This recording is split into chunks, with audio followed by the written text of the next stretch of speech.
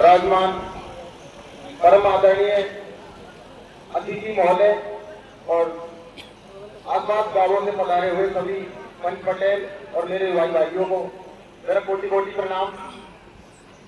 मैं अत्यंत संक्षिप्त में रखूंगा मेरी बात, लेकिन जो मूल और जो सार्थक की बात है शिक्षा संबंधी मेरे विचार होंगे।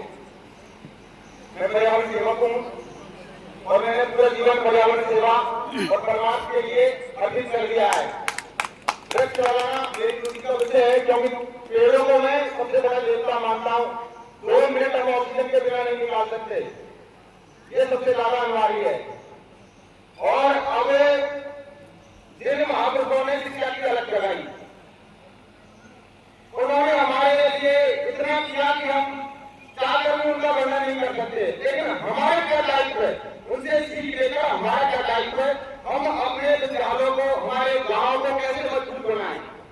सबसे बड़ी समस्या है कि आज हमारे युवा पढ़ लिख कर बड़े अफसर बन जाते हैं, लेकिन वे परिवार की तरफ, समाज की तरफ बहुत इक्के दुक्के लोग हैं जो आपके सामने मंच पे विराजमान है।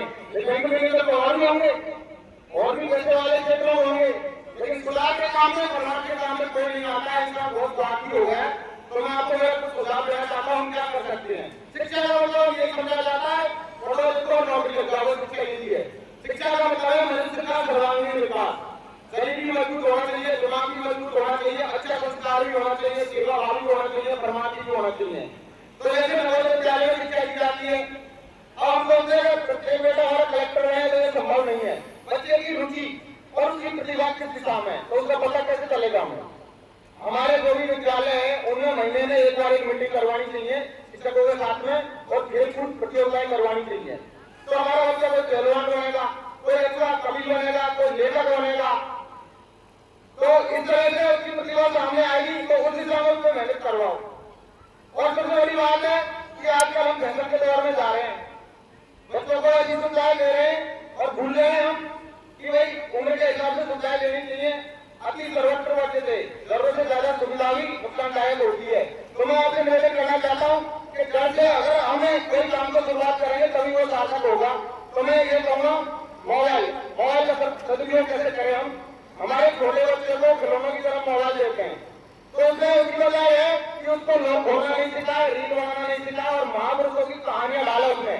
जो छोटी क्लास में पढ़ते हैं ABCD कक्का ककेरा जो भी है, तो उसको बार बार देखेगा तो उसकी सभी बनाएगी तो सीखेगा। ये सब कौन सी चीज खानी चाहिए, कौन सी नहीं खानी चाहिए, इस चीज को हमको गौर करना है। प्रकृति से जुड़े हम।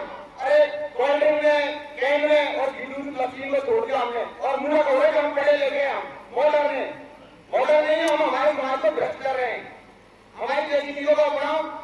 कोई भी शहरी लड़का गांव वाले लड़के से मजबूत नहीं हो सकता है, क्योंकि हम शुद्ध हवा पानी शुद्ध खाने पीने और जो भी चीज मिलती है महंगी नहीं मिलती है, चमकदार बनियों, लेकिन वो डुप्लीकेट मिलावटी हमारे गाँवों में मिलती है। तो भाइयों, प्रकृति प्रेमी होने के नाते मैं आपसे कहता हूँ, अपनी प्रकृति से थोड़े से दूर मत भागो। और जो भी भाई यहाँ आए हैं इस प्रोग्राम में, मैं उनका बहुत बहुत आभार करूंगा, क्योंकि सुधार के काम में और परमात्मा के काम आजकल कोई नहीं आता है। और अंत में मैं एक शायरी बोलता हूं आपके लिए, प्रकृति से संबंधित है। यदि स्वार्थी लोगों के साथ दिल लगाओगे तो घाव देंगे, यदि स्वार्थी लोगों के साथ दिल लगाओगे तो घाव देंगे, यदि परमार्थी लोगों के साथ पेड़ लगाओगे तो झाँप देंगे, यदि परमार्थी लोगों के साथ पेड़ लगाओगे तो झाँप देंगे। और इतना ही नहीं, जब भी चर्चा चलेगी इन पेड़ों की, हाँ इतना ही नहीं, जब भी चर्चा चलेगी इन पेड़ों की, सबसे पहले लोगों को आपका नाम देंगे। हाँ, सबसे पहले लोगों को आपका नाम देंगे। तो मैं अंत में यही कहूँगा कि मैंने तो पूरा जीवन पर्यावरण सेवा के लिए दे दिया। वो परिस्थिति ऐसी थी, अभी हर जगह खतरनाक होती है, लेकिन मेरा जीवन का उद्देश्य है अच्छाई का प्रचार करना, शिक्षा को मजबूत करना और अन्याय और बुराई के खिलाफ बोलना। और आपसे निवेदन यही करूँगा, हर साल का एक पेड़ लगाए। बस ये निवेदन स्वीकार करो। ये तापमान बढ़ रहा है, गर्मी से मरे इलाज आपके सामने करते क्यों नहीं हो भाई। मैं पूरा जीवन ले सकता हूँ, एक पेड़ लगा सकते हो। धन्यवाद।